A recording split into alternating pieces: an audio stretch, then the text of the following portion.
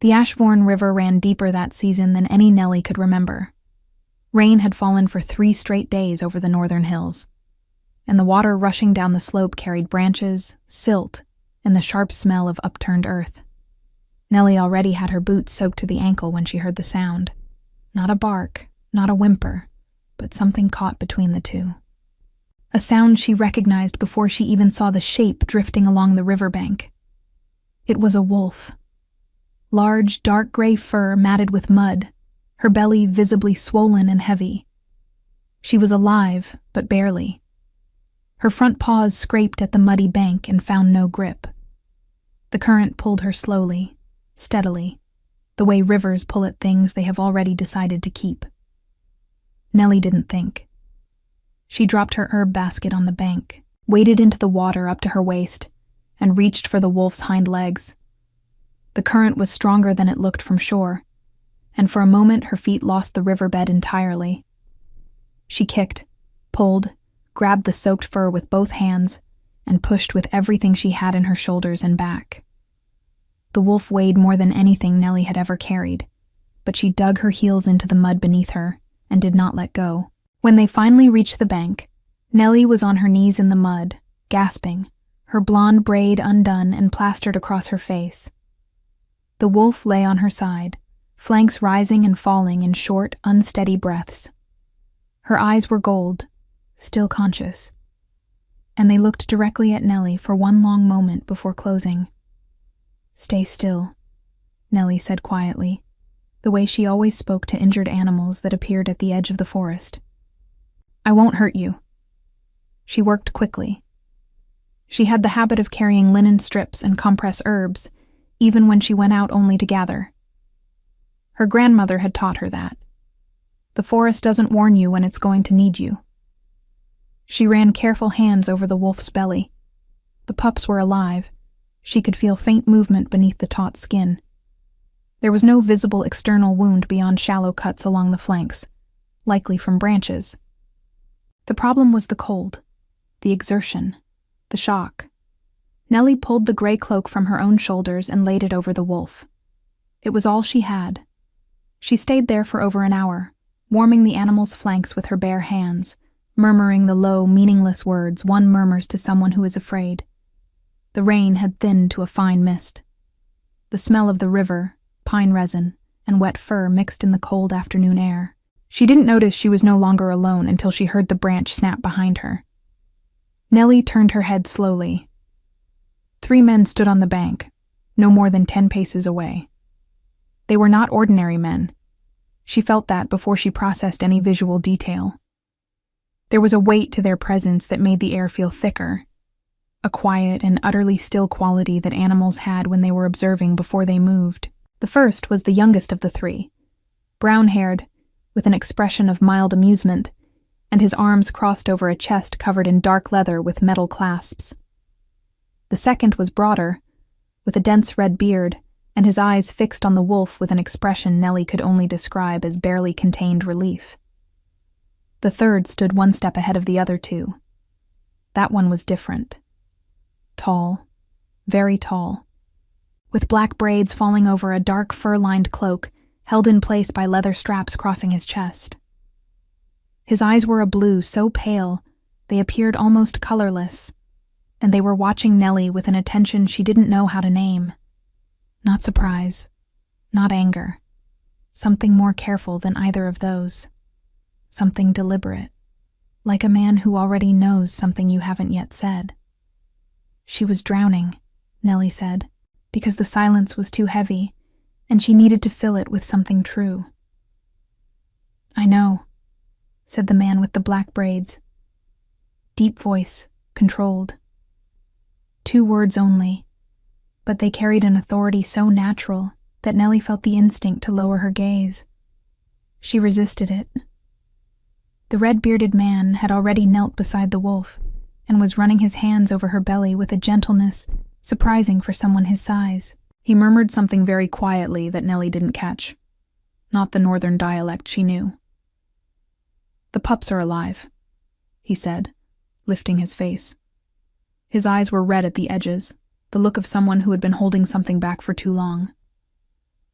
All three. You warmed her, said the youngest, watching Nellie with open, undisguised curiosity. With your own cloak, in the middle of winter. It wasn't a question. It was an observation, made in the tone of someone noting something unexpected. She was cold, Nellie answered simply. And you weren't? He said, the corner of his mouth rising. She was. Deeply. Her lips had already lost sensation, and her fingers ached in that slow, hollow way she knew would take hours to pass. But that had not seemed relevant beside a pregnant wolf dying of cold in the mud. The man with the black braids had moved closer without her noticing the motion. He stood 3 paces away now, and at that distance the weight of his presence was even more real. Dark wood, leather, and something wilder beneath both, like the forest after a storm has passed through it. He looked at the wolf, then at Nellie, then at the gray cloak she had taken from her own body. What is your name? He asked. Nellie, she said, from the village of Grent, 2 leagues south. Nellie of Grent, he repeated, slowly, as though placing the name somewhere deliberate. Do you know what this wolf is? Nellie looked at the animal covered by her cloak. The dark gray fur, the unusual size. The gold eyes now closed, but breathing with more steadiness than before. A pregnant wolf who was drowning, she said. A wolf of the royal guard, said the youngest behind her, his tone carrying an even mix of amusement and weight. She belongs to the king's pack. She escaped this morning during transport. We have been searching for hours. Nellie was quiet for a moment. She's all right now, she said finally. Or she will be. She needs warmth, clean water, and rest. The pups should come within 2 days if I'm reading the size of her belly correctly. The red-bearded man made a low sound that could have been a laugh or a suppressed sob. The man with the black braids was still watching Nellie. He had a way of looking that needed no movement to feel like pressure, something between assessment and recognition, as though he were seeing the answer to a question he hadn't yet asked aloud. You tend to animals, he said, not a question. I tend to whatever comes injured, she answered. Something always does. Yes, he said very quietly. Something always does. The young brown-haired man approached the wolf with a thick blanket from his travel pack and spread it over the animal, returning Nellie's gray cloak with a simple gesture. She took it and pulled it back over her shoulders, feeling the soaked fabric cold as a second skin. We'll transport her carefully, said the red-bearded man, already organizing his arms beneath the wolf's body with a competence that suggested he had done this before. She can't walk. She shouldn't be moved for at least an hour, Nellie said, before she could stop herself. The shock is still in her body. If you move her now, you may lose the pups.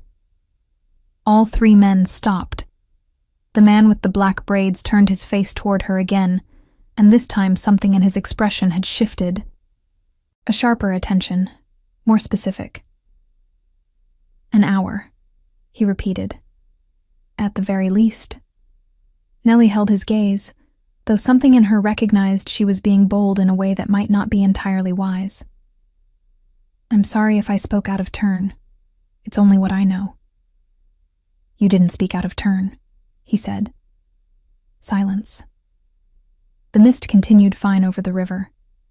Somewhere in the forest a bird called once and went quiet. The wolf drew a deep breath, her flanks expanding with more ease than before, and one of the pups shifted visibly beneath the skin of her belly. The red-bearded man made a low sound and pressed one open palm to the wolf's belly with a tenderness entirely out of proportion to his size. An hour, he agreed, his voice rough. Nellie sat on the riverbank, wrapped in her wet cloak, beside a wolf of the royal guard, surrounded by 3 wolves whose names she still did not know. The man with the black braids settled a short distance away, forearms resting on his knees, and said nothing. But it was not the silence of someone with nothing to say. It was the silence of someone paying far more attention than he was showing. Neither of them spoke for a long time, and somehow, that silence weighed more than any conversation Nellie had carried in recent memory. The hour passed slowly, the way hours do when the air is cold and the company is unexpected. Nellie kept her hands on the wolf's flanks, monitoring the rhythm of her breathing, checking the temperature of her ears and paws at intervals. The pups moved twice more beneath the skin, strong, deliberate movements that eased the tension in her chest considerably. The wolf would be all right. The wolf's body knew what it was doing, and sometimes that was enough. The red-bearded man had not moved far from the animal's side. He sat cross-legged in the mud without any apparent concern for his clothing, which told Nellie something about him. Men who cared about appearances did not sit in riverbank mud.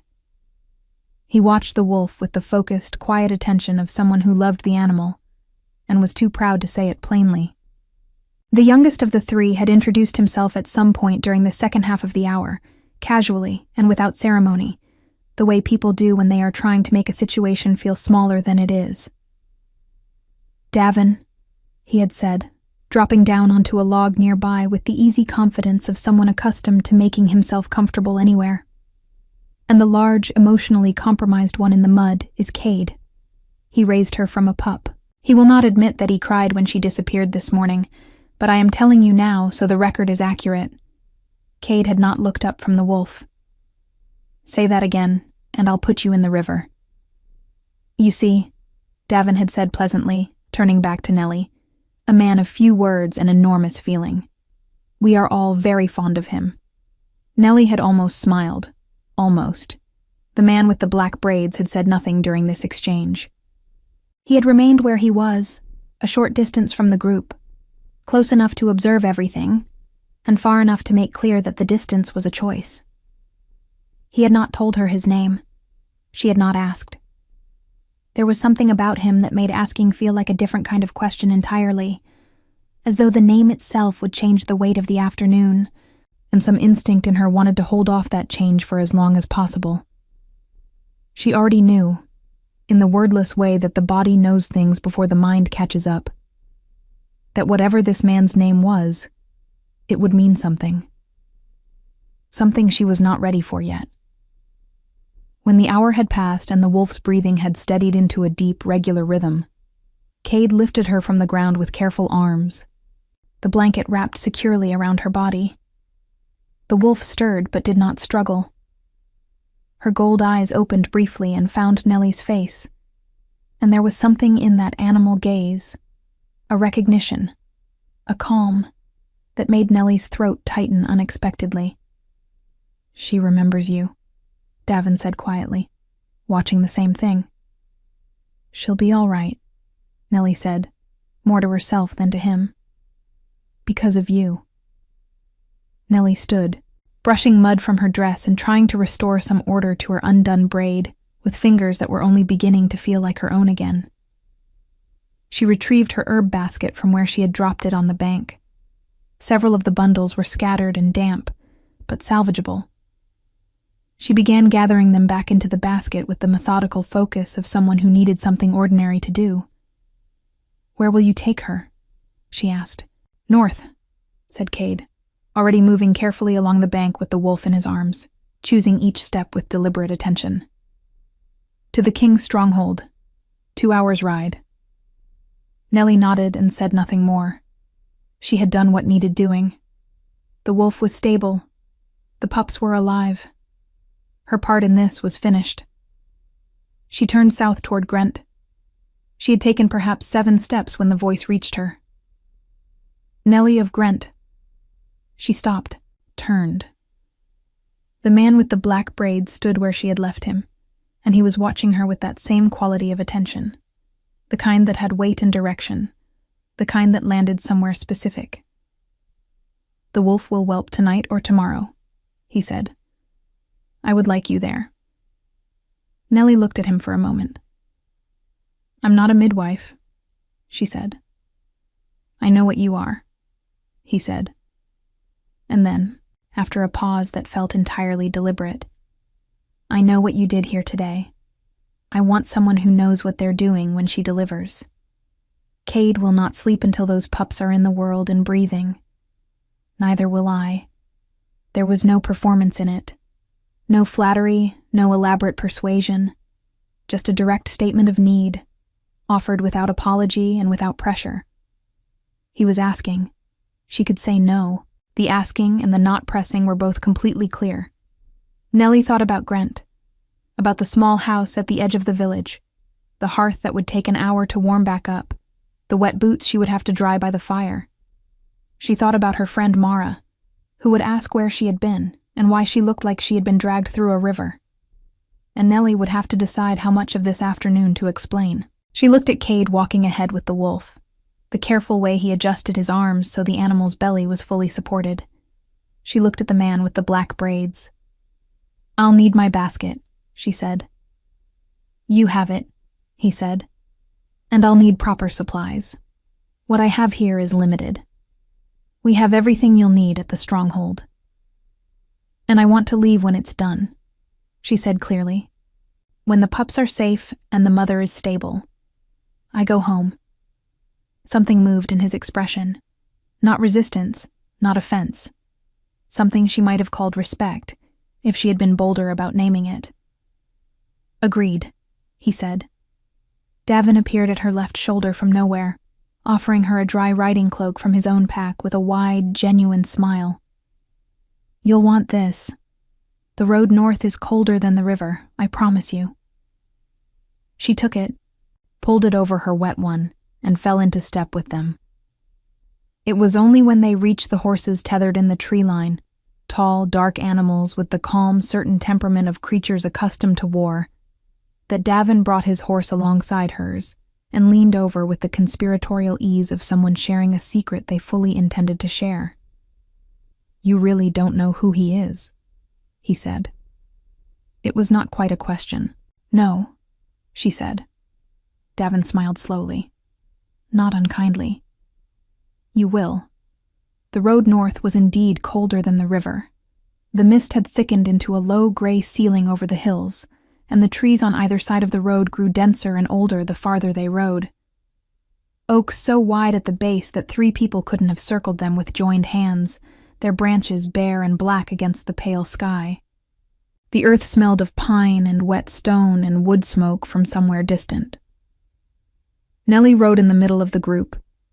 Cade was ahead, still carrying the wolf, his horse moving at a walk so smooth it barely disturbed the sleeping animal in his arms. Davin rode beside Nellie and talked with the easy, rolling rhythm of someone who had made a personal mission out of filling silence. She learned that Cade had been with the pack for 20 years and communicated primarily through facial expressions and mild threats. She learned that the stronghold they were riding toward was called Vordenmere, and that it sat on a ridge above the forest with a view of 3 valleys and a river that did not flood. She did not learn the name of the man riding slightly ahead and to the right, who had not spoken since they left the river, and whose presence she was aware of with an accuracy that irritated her slightly because she could not explain it. She could have been blindfolded and still known exactly where he was. The stronghold appeared first, as torchlight above the tree line. Amber points burning against the gray dusk, then the shape of stone walls rising from the ridge, massive and old, the kind of construction that did not announce itself, but simply existed in the landscape, as if it had always been there, as if the ridge had grown up around it rather than the other way around. Banners hung from the battlements, deep charcoal with a silver mark she couldn't read from the road. The gates opened before they reached them. Guards in dark leather stood at attention on either side, and as the man with the black braids rode through without slowing, Nellie watched every single one of them drop their chin to their chest in a gesture that was not a bow. It was something older and more total than a bow. It was the gesture of wolves acknowledging something above rank. Nellie's horse passed through the gate into a wide stone courtyard lit by iron torch brackets, and she looked up at the banners close enough now to see the silver mark clearly, a wolf's head, a crown above it. She looked at the back of the man riding ahead of her. The black braids, the dark fur cloak. the way every person in this courtyard had gone still the moment he entered. Davin pulled his horse alongside hers with the timing of someone who had been waiting for this moment. "Roman," he said pleasantly. "His name is Roman, king of the Lycan courts, lord of the northern packs, sovereign of the Vordenmere throne." He paused. "In case you were still wondering."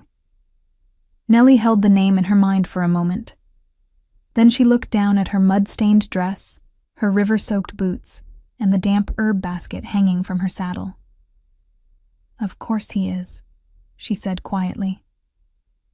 Vordenmere was not what Nellie had expected, though she would have struggled to say exactly what she had expected. The great hall was built from dark stone that had absorbed decades of torch smoke and firelight, until the walls themselves seemed to glow amber from within. The ceilings were high and vaulted, crossed by thick beams of ancient oak, and from those beams hung the banners of a dozen packs: charcoal, deep green, burgundy, black, their silver and gold markings catching the light each time the fires shifted. Long tables ran the length of the hall, scarred by years of use, and the smell of the place was layered and dense. Roasting meat, pine resin, candle wax, old leather, and beneath all of it, that particular warm and wild scent that Nellie was beginning to associate specifically with this pack, with these walls, with the man who ruled them. She did not linger in the hall. Cade carried the wolf directly to a chamber off the eastern corridor, a room that had clearly been prepared for this purpose, or perhaps simply maintained as a place where animals were brought when they needed care. Clean straw on the floor, thick blankets, a fire already burning in a low hearth, iron hooks on the wall holding dried herbs in bundles. Nellie recognized most of them. Whoever stocked this room knew what they were doing. She set her basket down and got to work. The wolf, whose name she learned from Cade in the gruff, minimal way he communicated most things, was Sable, had begun to show the early signs of labor by the time they settled her onto the prepared bedding. Her breathing had deepened and slowed, the kind of breathing that had intention in it. Her gold eyes were open and calm, tracking movement in the room without distress. "She trusts you," Cade said, from his position against the wall where he had planted himself like a piece of furniture. "She doesn't trust easily." "She doesn't have reason to distrust me yet," Nellie said, checking the temperature of the room with her palm. "That's different from trust." Cade looked at her for a long moment. "Maybe," he said, and then said nothing else. Davin had brought the supplies she asked for: clean linen, warm water, specific herbs for the compress, a small knife with a clean blade, and an extra lantern that he hung from the iron hook above the bedding with the competence of someone used to making himself useful in practical situations. He did all of this without being asked twice, and without filling the room with unnecessary noise, which revised Nellie's estimate of him upward considerably. Roman stood in the doorway. He had not entered the room. He stood at the threshold with his arms at his sides and watched Nellie work with that same quality of attention she had felt on the riverbank, precise, undemonstrative, and entirely undisguised. He was not pretending to look elsewhere. He was watching her, and he seemed to have no particular interest in concealing the fact. Nellie kept her attention on Sable, and tried to ignore the way the space at her back felt different when his gaze was on it. The first pup arrived an hour after midnight. Nellie had delivered animals before: goats, sheep, a horse once, under circumstances she preferred not to revisit. But there was something about this that was different in a way she couldn't entirely articulate. Perhaps it was the intelligence in Sable's eyes throughout, the way the wolf seemed to understand what was happening and cooperate with it, rather than simply endure it. Perhaps it was the quality of the silence in the room during the final, focused minutes. Cade rigid against the wall, Davin crouched nearby with his jaw set, and Roman, who had finally stepped across the threshold and stood at the edge of the light without a word. The pup was small and dark gray, already moving before Nellie had finished clearing the sack, and when it made its first sound, a small, indignant noise that was more squeak than howl, the exhale that moved through the room was audible. Cade turned away briefly.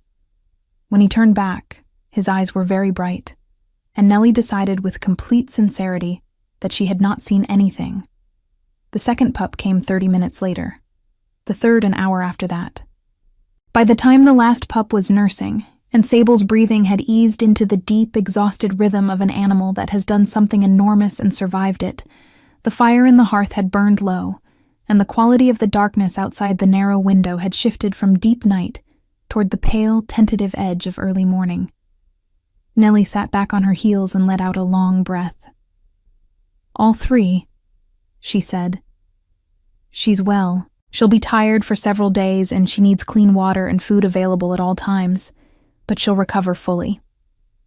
Cade crossed the room in 3 strides, crouched beside Sable, and pressed his forehead to the wolf's for a long, private moment. Nellie looked away. Davin appeared at her shoulder and handed her a cup of something warm. She took it without questioning what it was and drank it. It turned out to be spiced broth, rich and dark, and it moved through her cold body like something with intentions. "That," Davin said quietly, watching the pups, "is the best thing I've seen in a very long time." Nellie didn't answer, but she thought she agreed. She became aware that Roman was standing behind her, not close, but present, the particular quality of stillness she had learned to identify, the warmth and weight of it at the edge of her awareness. "You should eat," he said. "A proper meal. It's nearly morning." "I'll eat at home," she said. Then, because it was true and mattered, "I'm glad the pups are safe. As am I." He paused. The pause had shape and direction. "You held your agreement to leave when it was done. I'll hold mine. But the road to Grant at this hour is cold and dark, and your horse is unfamiliar with it. Wait until morning light. 2 hours. Then Davin will ride with you." It was reasonable. It was also, she noted, framed as practical consideration, rather than invitation, which meant she could accept it without it meaning anything other than what it was. 2 hours, she said. He nodded once and left the doorway.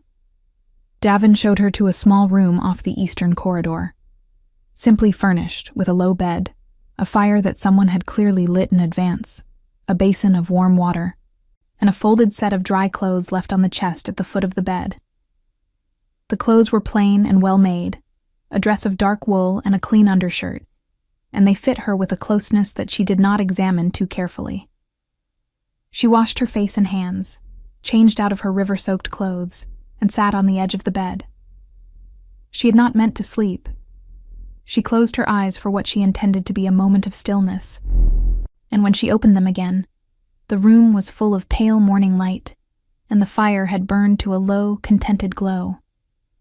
She had slept in her sitting position, upright, which explained the particular stiffness in her neck and the fact that she was mildly annoyed with herself. She was braiding her hair with quick, practiced hands when a knock came at the door. 2 knocks, the measured kind. "Come in," she said. It was not Davin. Roman stood in the doorway with the morning light at his back, no longer in his riding cloak, but in a simpler dark tunic, with the leather strap still crossed at his chest. He held a cloth-wrapped parcel in one hand, and he extended it toward her with a directness that had no performance in it.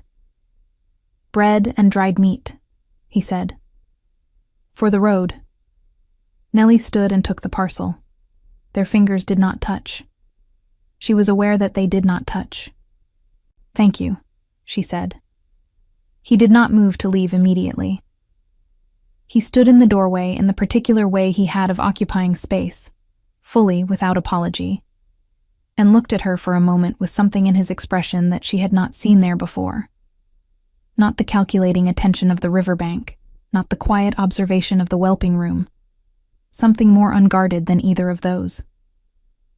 "What you did yesterday," he said. Most people would have passed by. The river was fast. The wolf was a stranger. The cold was reason enough. "Most people don't hear what I hear," she said without thinking. He went very still. It was the kind of stillness that had meaning in it. "What did you hear?" he asked quietly. Nellie looked at him. She had not meant to say it, but it was true, and she did not take back true things. "She was afraid," Nellie said. "Not just in pain. Afraid. And I can't walk past something that's afraid." The silence that followed was not the silence of someone forming a response. It was the silence of someone receiving something unexpected and choosing, carefully, what to do with it. "Davin is waiting in the courtyard," Roman said finally. "The road will be clear at this hour." "I'll be down in a moment," she said. He nodded once, turned to leave. Stopped with his back to her, one hand resting on the doorframe. "Nellie of Grent," he said. "Yes? I will remember what you did for Sable." A pause that had the quality of something decided upon. "And I will remember what you just told me." He left. Nellie stood in the small room with the morning light coming through the narrow window, the cloth-wrapped parcel warm in her hands, and looked at the space in the doorway where he had been. Outside in the corridor, the stronghold was waking. She could hear the low sounds of it, boots on stone, voices, the distant clang from the kitchens. A living place, full of a pack going about the business of mourning. She pulled on her gray cloak, picked up her herb basket, and went downstairs. Davin was indeed in the courtyard, holding her horse's reins and looking entirely too pleased with himself for that hour of the morning. "You slept," he said, with the satisfaction of someone whose advice had been taken. 2 hours became several, she said. "The bed is comfortable, I know. Cade chose the furniture for that room himself, which I find quietly devastating to my own self-image." He handed her the reins and swung onto his own horse in one fluid motion. "He also says to tell you that Sable ate this morning, and all 3 pups are nursing well." He said it in 4 words and a grunt, but I have provided the full translation. Something loosened in Nellie's chest that she had not known was still tight. They rode out through the gate as the morning light came low and gold over the ridge, and the valley spread out below them in pale green and gray, the river a dark thread through the trees in the distance. She did not look back at the stronghold. She did not need to. She could feel it behind her, with the same accuracy with which she had felt his presence all through the previous night. Specific, and impossible to explain, and entirely refusing to diminish with distance. Grent was exactly as she had left it. That was the strange thing about returning from something large. The place you came from had no knowledge of it. The village sat in its shallow valley the same way it always sat. The same smoke rising from the same chimneys, the same smell of bread and animals and damp wood that had defined the whole of her life until 36 hours ago. Mrs. Aldrin was beating a rug outside her door. The mill was turning. 2 children were arguing over something near the well, with the focused intensity that only children could sustain over something that would be forgotten by afternoon. Nellie stabled her horse, thanked Davin, and watched him ride back north until the trees took him. Then she went inside. Mara was at the hearth. Mara had been Nellie's closest friend since they were girls. Small and dark-haired, with quick eyes, and the particular brand of intelligence that expressed itself primarily as the ability to know when something had happened before anyone said a word.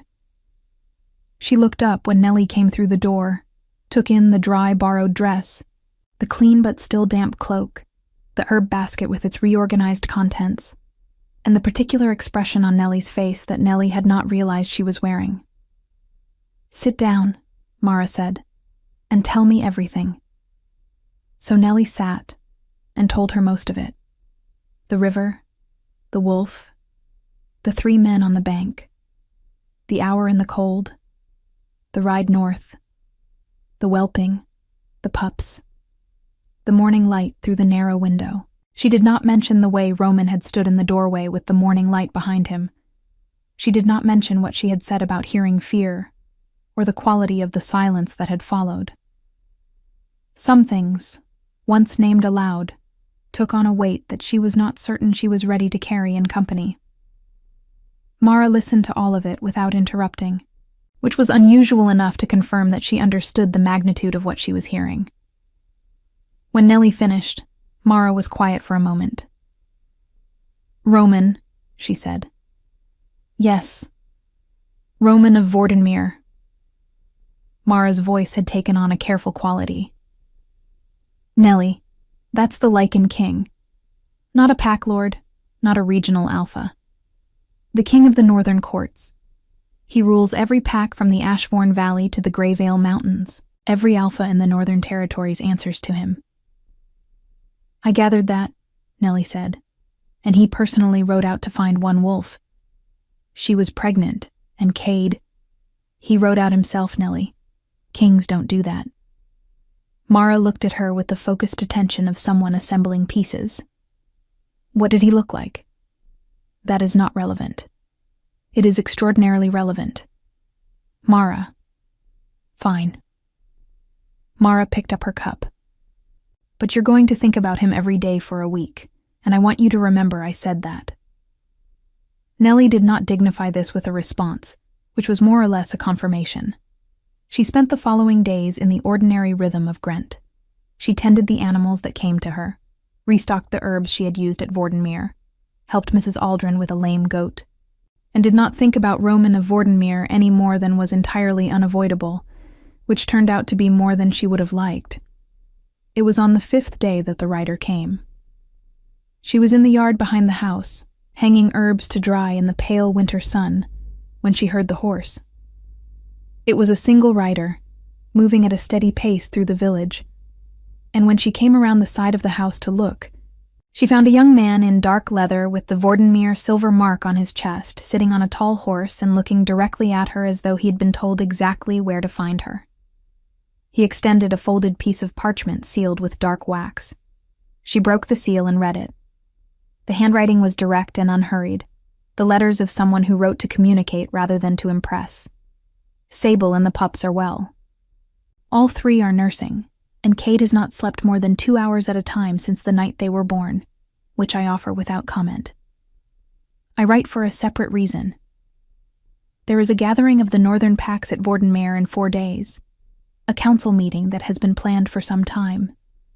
I am told the pack healers will be in attendance, and that there is discussion of a position within the stronghold for someone with knowledge of both animals and plant medicine. I thought you should know that the position exists. The choice is yours. R." Nellie read it twice. Then she folded it carefully and stood in her yard with the winter sun on her face and the dried herbs swaying on their lines above her. She was in Mara's kitchen within the hour. "He wrote to me," she said, and handed over the letter. Mara read it with the focused speed of someone who had been waiting for exactly this. When she finished, she set it down on the table and looked at Nellie with an expression that mixed satisfaction and genuine seriousness in equal measure. "A council gathering," Mara said. "All the northern alphas in one place. It's a position, a practical one. He found you a reason," Mara said simply. "That's what he did. He found you a reason that isn't about him, so you could say yes, without it meaning more than you're ready for it to mean." Nellie looked at the letter on the table. "That is a very generous interpretation," she said. "It's an accurate one," said Mara. "Are you going?" The gathering was on the 2nd day of the following week. Nellie arrived at Vordenmere as the afternoon light was turning gold over the ridge, and this time the gate opened before she reached it, not because of the man riding beside her, but because the guards recognized her horse. That detail settled somewhere in her chest in a way she did not examine closely. The stronghold was different with the full council in attendance. Every great hall she had imagined was present in the reality. The long tables crowded with men and women in the furs and leathers of different packs, the banners crowding the rafters, the noise and the smoke, and the overlapping scents of a dozen alcatayas packed into one stone hall. It was overwhelming in the way that power was always overwhelming when you encountered it in volume. She was shown to the healer's wing by a young woman named Pell, who had the brisk efficiency of someone who managed large amounts of information and did not enjoy wasting either her time or yours. The The position, Pell explained, involved care of the pack's animals, maintenance of the medicinal stores, and consultation with the pack healers on cases involving both. It was not a grand title. It was necessary work, the kind that required genuine knowledge and produced real consequences. Nellie understood necessary work. She had done it her whole life. She met the pack healers, 3 of them, ranging from a sharp-eyed older woman named Sarah, who tested her herb knowledge with the thoroughness of someone who had been disappointed before and intended not to be again, to a quiet young man named Barrett, who communicated primarily by showing her things rather than explaining them. She passed Sarah's examination. She and Barrett understood each other within the first 10 minutes. She saw Roman at the evening meal in the great hall. He was at the head of the long table, between 2 pack lords whose names Pell had given her earlier, broad men with the particular density of alphas who had held territory for a long time. He was listening to something the man on his left was saying, his forearms on the table. His attention fully given in the way she had noticed was characteristic of him. He did not look around the hall in the restless way that men with power sometimes did, confirming that they were being observed.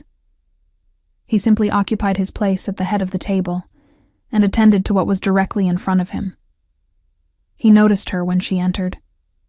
She knew because the quality of his stillness shifted, almost imperceptibly, but she had spent enough time being aware of his presence to read its changes. He did not turn his head immediately. When he did, it was with the same unhurried directness with which he did everything, and the look he gave her across the length of the crowded hall was brief and unambiguous. "You came." She held his gaze for a moment. "I came." Then she sat down at the lower end of the table between Pell and Barrett, and accepted the bowl of stew that appeared in front of her, and did not look toward the head of the table again for the remainder of the meal, a discipline she maintained with only moderate success. It was after the meal, when the hall had loosened into smaller conversations and the fire had been built up high against the night cold, that Davin materialized at her elbow with a cup of wine and the expression of someone arriving at the interesting part of a story. "He hasn't stopped looking at you since you walked in," Davin said pleasantly. "I say this as a statement of observable fact, not as gossip, because I have too much self-respect for gossip." "That is an extraordinary claim," Nellie said. "The looking or the self-respect?" "Both." Davin smiled into his cup. "You fit here, you know. It's strange. People usually need time before Vordenmere feels anything other than enormous. You walked in as though the stones already knew you." Nellie looked at the hall around her. The high dark walls, the torch brackets, the layered smells of wood smoke and old oak, and the particular warmth that came from a large fire in a stone room full of living people. She thought about Grent, its smallness and its familiarity, the life that was waiting 2 leagues south and had been waiting her whole life. A life that fit her the way a coat fits when it has been worn so long it no longer has a shape of its own.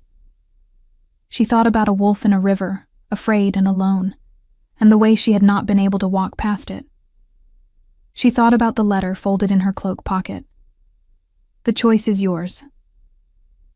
"Maybe," she said quietly. Across the hall, without looking, she knew exactly where Roman was standing. That night, after the gathering had thinned and the torches had burned low, she walked the eastern corridor alone and stopped at the door of the room where Sable was kept. She opened it quietly. Sable lifted her head. The 3 pups were a heap of dark gray fur against her side, sleeping with the absolute totality that only newborns managed. The wolf looked at Nellie with those gold eyes, steady and clear, and then set her head back down with a slow exhale that contained somehow the particular quality of an animal that knows it is safe. Nellie sat on the floor beside the bedding for a long while, her back against the wall, in the warm room with the low fire, listening to the small sounds of 3 new lives breathing. When she finally rose to leave, Roman was standing in the corridor outside the door. He had not been there when she entered. She did not ask how long he had been there. Some questions answered themselves. "She looked for you," he said, "when you sat with her." "She remembered the river," Nellie said. "Yes," he said. And then, very quietly, with the directness that she was coming to understand, was simply how he said true things. "So do I." The corridor was narrow and lit by a single torch that threw long shadows against the old stone. He was close enough that she could see the scar along his jaw clearly, pale against the dark stubble, and the careful, unguarded quality of his expression that she had only seen once before. In the doorway of her room, in the morning light, when he had not known she was watching him form it. She did not step back. Neither did he. "The position," she said. "I'd like to take it." Something in his face shifted, the way light shifts on water when something beneath it moves. "Then it's yours," he said. Winter deepened over Vordenmere in the weeks that followed, and Nellie learned the stronghold the way she learned everything, through use. She learned which stones in the eastern corridor were uneven and would catch an unwary boot in low light. She learned that the medicinal stores were organized by Sarah's system, which was logical once you understood that Sarah's mind categorized by effect rather than by plant family, and that arguing with the system was less productive than learning it. She learned that Barrett, who almost never spoke, would occasionally appear at her shoulder with exactly the herb she had been about to reach for, which she found both useful and slightly unnerving. She learned that Cade visited Sable and the pups every morning, before the rest of the stronghold woke, and that if you happened to be in the eastern wing at that hour, you would find the largest man in Vordenmere sitting on the floor with 3 wolf pups climbing over him with absolute impunity, while he pretended to find this undignified. She learned the rhythms of the pack, the way you learned a language. First the individual words, then the grammar, then finally the point at which you stopped translating and simply understood. Roman, she learned more slowly and more carefully, because he was not a thing that yielded itself quickly. He came to the healer's wing twice in the first week on practical matters. Once to ask about a remedy for a scout who had returned with a deep cold in his chest. Once to consult on an injury one of the horses had taken on the northern road. Both times he stayed longer than the question required. Not much longer. But the margin was consistent and deliberate, and Nellie was not a person who missed consistent and deliberate things. They talked in the way that people talk when they are both intelligent enough to know that what they are really doing is learning each other, carefully, with genuine interest, allowing the conversation to go where it went without forcing it toward anything. She learned that he had led Vordenmere since he was 23, when his father died in a territorial dispute that had left scars on the pack that were still visible if you knew where to look. She learned that he read extensively, which explained the maps and volumes she had noticed on his desk when she had passed the open door of his study. She learned that he held silences with the same attention he held conversations, which was rare enough that she found it notable. He learned that she had grown up knowing she was different without having a clear name for what different meant. That animals had always come to her, not because she coaxed them, but because something in their instinct recognized something in hers, a frequency she had never been able to explain. That she had spent most of her life in a village that valued her practically, and understood her imperfectly, and that she had made a kind of peace with that gap without ever quite filling it. She did not plan to tell him that last part. It arrived in the conversation on its own, the way true things sometimes did when you had stopped defending the door.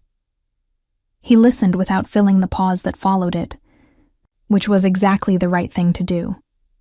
It was Sarah who told her, on a cold afternoon in the 5th week, with the directness of a woman who had long since stopped softening things she considered simply true. "You know what you are, girl?" Sarah said, without looking up from the roots she was sorting. "A healer's assistant with inadequate experience in bone setting," Nellie said. "Your bone setting is fine." Sarah set down a root and looked at her. "Your mother's line. Where was she from?" "The South. She died when I was young. I didn't know much of her family." "Her name?" "Elsa. Her family name was Vane." Sarah went very still in the way that Nellie had learned meant she was processing something significant. "Vane," Sarah repeated. "Yes." The older woman was quiet for a long moment, her sharp eyes moving over Nellie's face with an assessment that felt different from the herb examinations. Older, more searching. "The Vane line," Sarah said carefully, was one of the original Omega bloodlines of the Northern Courts. Not common Omegas, the old kind. Bloodline Omegas, who carried a resonance that predated pack hierarchy. They could hear distress in animals and people alike. They were drawn to pain the way water runs toward low ground. She paused. The line was thought to have ended 2 generations ago. The room was very quiet. Outside, the wind moved through the stone battlements with a low sound like breathing. "That's why the animals come to you," Sarah said simply. "That's why Sable looked at you on the riverbank. She didn't just recognize kindness. She recognized your blood. An animal of that line, a royal guard wolf, would have known what you were before you knew yourself." Nellie looked at her hands. She thought about the river, the weight of the wolf, the cold water. She thought about every animal that had appeared at the edge of the forest her whole life, injured and afraid, and somehow certain she would be there. "Does it change anything?" she asked. "It explains things," Sarah said. "Whether it changes them is up to you." She told Roman that evening. She had not planned to. She had planned to sit with it alone for several days, the way she sat with most things that needed processing. But when she found herself in his study at the end of the day, he had asked her to look at a reference in one of his volumes regarding a particular herb used in the South, and she had come in with the genuine intention of finding the page and leaving. She looked up from the book and found him watching her from across the desk with that particular quality of attention. And she simply told him. All of it.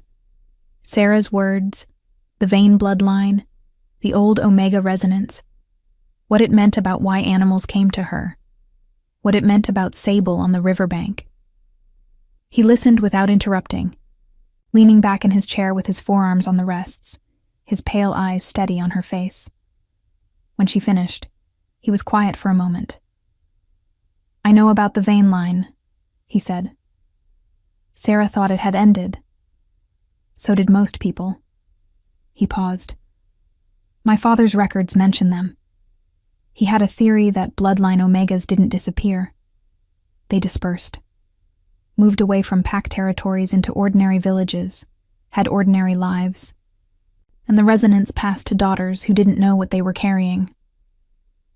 "Like me," Nellie said. "Like you." She looked at him across the desk, in the fire-lit study with its maps and volumes, and the smell of old paper and wood smoke, and said the thing that had been sitting at the back of her mind since Sarah's words that afternoon. "Is that why you noticed me? On the riverbank?" she asked. "The bloodline." He held her gaze with the directness that was simply his nature. "I noticed you," he said, "because you were in a cold river pulling a wolf to safety with your bare hands, and your first concern when you got her to shore was whether she was afraid." A pause, precise and deliberate. "The bloodline explains the animals. It doesn't explain what I felt on that bank. That was you." The fire shifted in the hearth. The wind moved outside the stone walls.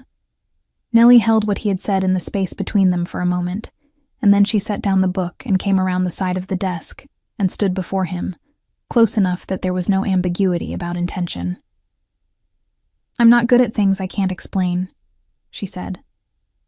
"Neither am I," he said. "I've been trying to explain you for 6 weeks. Have you managed it?" "No," he said. "I've stopped trying." He reached up and tucked a loose strand of hair back from her face, with a touch so careful it felt like a question and an answer at the same time.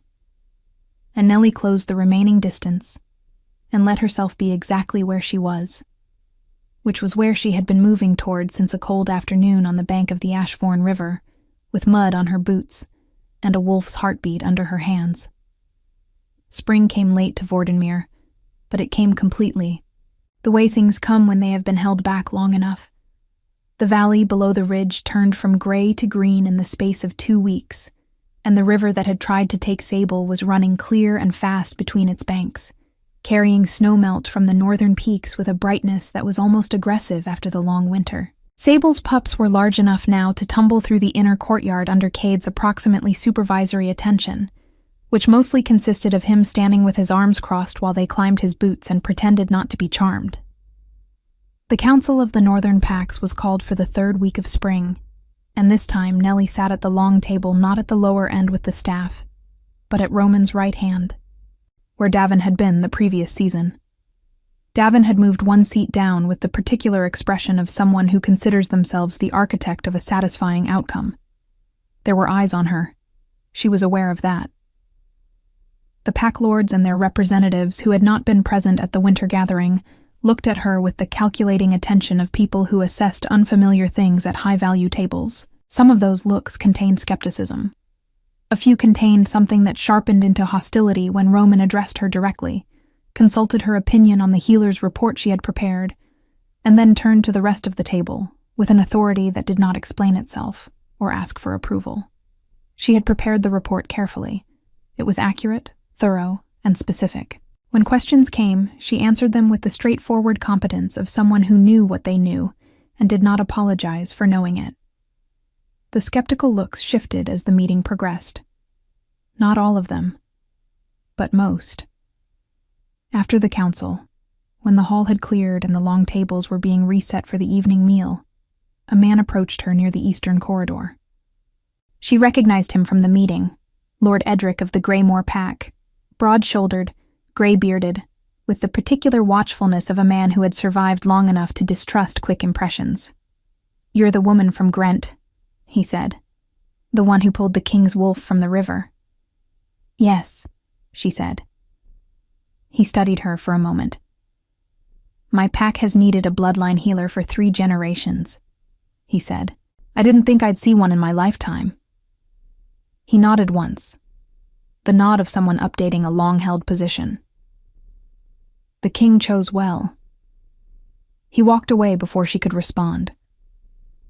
She found Roman in the corridor outside the great hall, leaning against the wall in the unhurried way he had when he was waiting without urgency. He had clearly been there for the tail end of Lord Edric's words. "Chose well," he repeated, with the quiet satisfaction of someone who does not often permit themselves to look satisfied.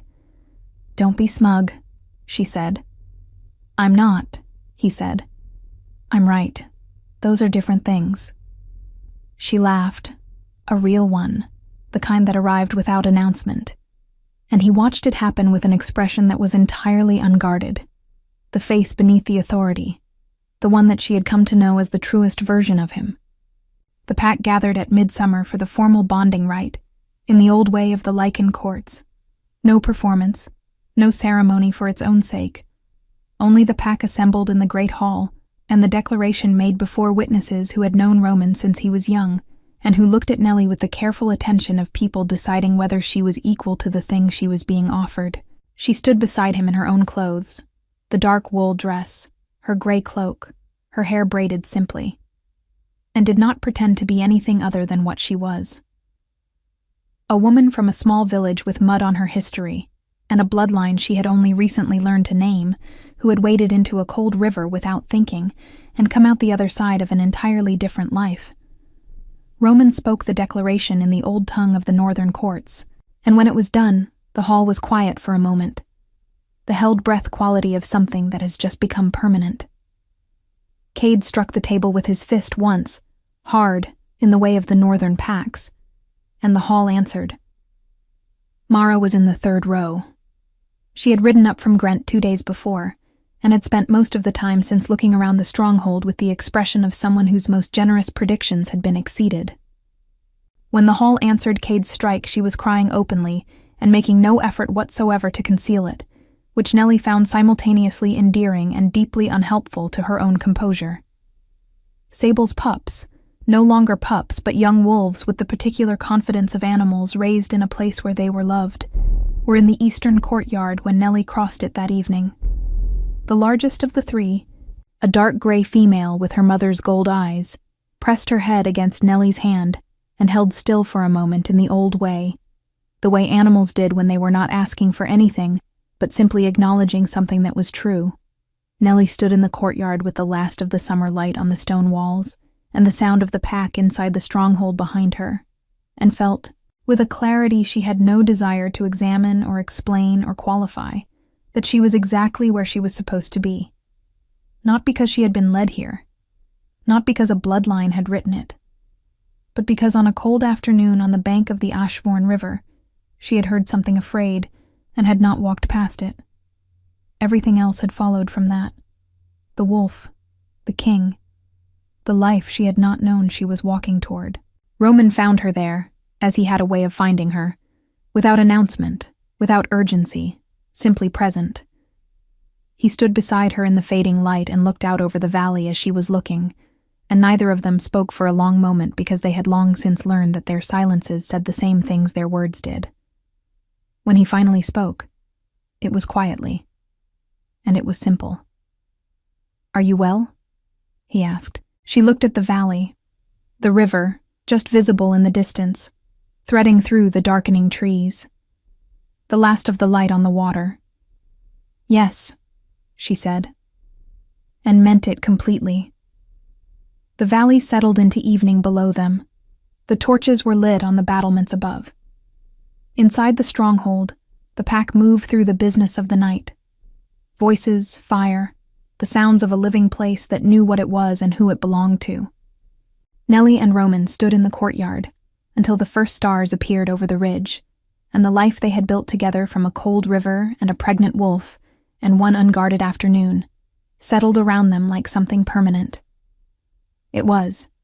It would remain so. That was the end of it, and it was enough.